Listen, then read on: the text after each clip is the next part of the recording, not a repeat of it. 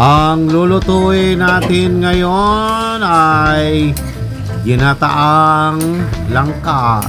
Simulan na natin. Magbalat muna tayo ng ating langka at ating hihiwain. Babalatan muna natin yan.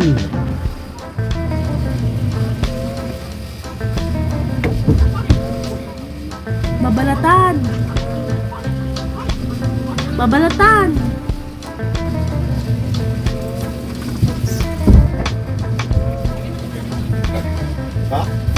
At ating hihiwain. Hihiwain na natin ng maliliit.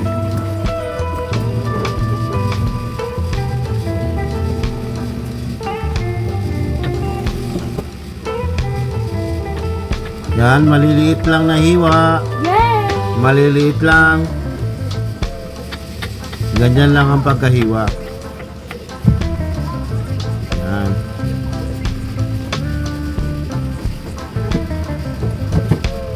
Ganyan, tapos na tayo. Tapos magprito naman tayo ng ating pusit na panghalo natin sa ating Chicharon. langka. Langka. Pusit. Yan. Ayan na ang ating pusit, luto na. Yan. Simulan na natin ang pagluto ng gulay. Lagay na natin ang ating kawali, lagay ang mantika, lagyan natin ng bawang. Imikos-mikos lamang natin yan, imikos-mikos. At lagay natin ang ating sibuyas. At lagay natin ang kunting pusit na naprito natin. Kunti lang muna. At ilagay na natin ang ating langka. Ganyan. At imikos-mikos lamang natin yan. Imikos-mikos lamang natin. Imikos-mikos lang. At ilagay na natin ang ating black pepper. Ang ating Ajinomoto, pampasarap. MSG. Ang ating pampaalat na patis. Orange patis. At ating imikos-mikos. Imikos-mikos lang natin yan. Imikos-mikos. Ilagay na natin ang tubig. Yan. At ating takpan. Palambutin natin ng 10 araw ang ating langka. Pagkatapos ng 10 araw, imikos-mikos muna natin. Medyo hindi pa malambot. Takpan natin ulit.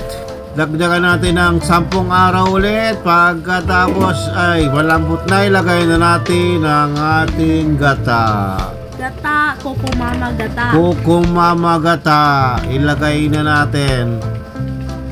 At ilagay natin ang natitira pang pusit. Pusit. At ating imikos-mikos. Imikos-mikos lamang natin yan. Imikos-mikos. Mekos-mekos lang, takpan natin pagkatapos ng 1 buwan.